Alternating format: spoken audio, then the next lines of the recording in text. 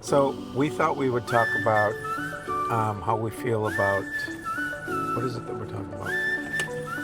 Airbnb. Oh yeah, hotels versus Airbnbs. What we've learned traveling thus far. So what we wanted to talk about was the difference or the preference of hotels and Airbnbs, right? The ups of the hotels, I give you that. The downs costs can be prohibitive depending on the area. Location, sometimes they don't have. We prefer to stay at the Marriott because if I'm going to spend money at a hotel, might as well earn points for it. Yeah, BGC, we like staying at BGC. There's no Marriott there. There's a Hyatt. Seda. Yeah. Now with an Airbnb, we like staying in Airbnbs because it's cost. It's usually generally much cheaper. And the thing with Airbnb is, yeah, you have your own place. There's a kitchen, there's a refrigerator. Usually like staying at Airbnbs. It just depends. There's one condo in Pasig, remember? And we had to give up our ID. We got mad at that point. Airbnbs, hotels, I guess it just depends. When it in terms of cost in BGC, hotel versus Airbnb, there's a really big difference.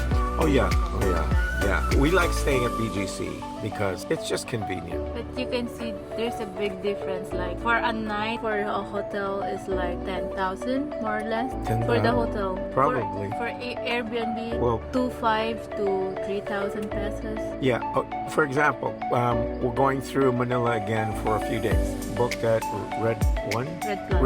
Red One. We're going to we booked at Red Planet. The whole stay, we check in on the 15th, stay 16, 17, check out the 18th. It was $135 US dollars. Expedia, I had the rewards, I had a $15 discount.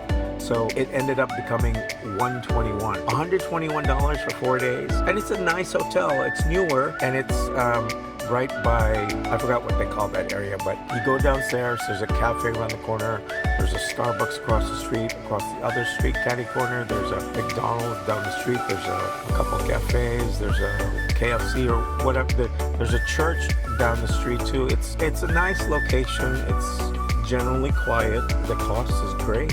So that's wonderful. On the flip side, a year ago or so, I stayed at an Airbnb and I think it was about that much, 120, and it was about 4 or 5 days too. And it was great because I was in the same building that if you go all the way downstairs, you come out of the building, there's an escalator that goes downstairs and there's a walkway under passageway. I ended up at Uptown Mall. Accessibility is a good thing too. Do we prefer hotels? Do we prefer Airbnbs?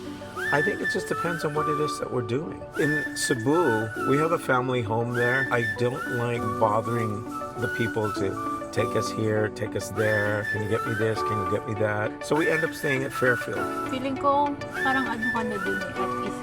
It's a nice place. It's in Mandawi. It's central enough. I don't have to worry about. We can take a Grab, and those are usually those are fairly inexpensive. I don't have to trouble people. Breakfast is free. It's just like 100 pesos to SM or Ayala. Terraces, and it's very comfortable. And the people were always really great. So I feel like we keep talking about hotels more. I think that in the Philippines, we tend to stay at hotels. Not usually. Really? I guess it depends, huh? When you went there, we're still not yet married. We usually go Airbnb. Oh, yeah. Yeah, because that's the bottom line.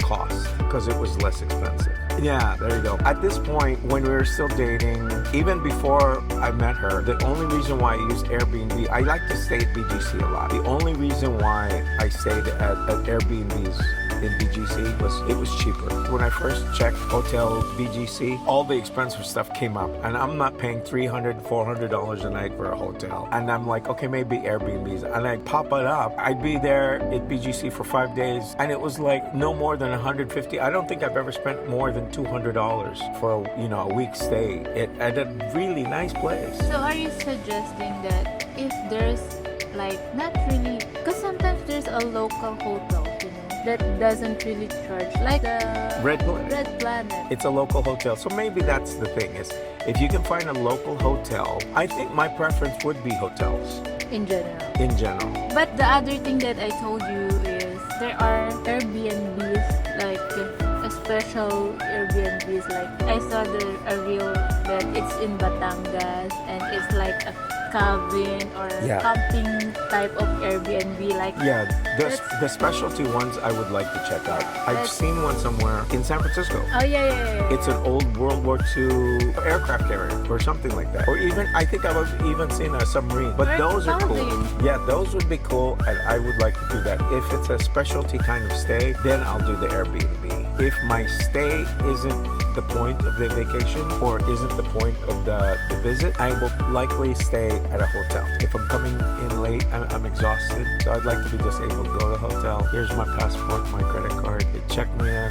I sign the papers. Here's your keys. I bring up my luggage. I go in, tip the guy, close the door, take a shower, and hit the rack. In the Cedar Peak defense, because that Airbnb, because I told you Baguio is a tourist spot, so maybe it wore down even. I know it's been there for a long time, Yeah. and also there's maybe more people using Yeah. it, so it wore down faster. Yeah, I guess there's a thing about that too, that if you're an Airbnb, because it is less expensive, you've got higher traffic and higher turnover through that, as opposed to a hotel where, they're not always up to capacity, that there's always room because it is, people would rather spend money on an airfare or on a vacation thing instead of a hotel Food room. or Yeah, whatever they exactly. want to do, hiking. Yeah, I think for long-term stays, Airbnbs would be good because, again, cost. If you stay at a long time at a hotel, that gets pricey. But I think overnight, I'll pay the $200 a night. Because some would say that if you're in a vacation session, most of the time you'll just end up just staying there to sleep and then go out in the day to enjoy. Yeah, that's true. So they don't want to spend money on that. Yeah. Which makes sense. I think that's the thing. If it comes with breakfast, I don't care where I stay as long as there's free breakfast the next That's day. not true. Why did you choose Red Planet?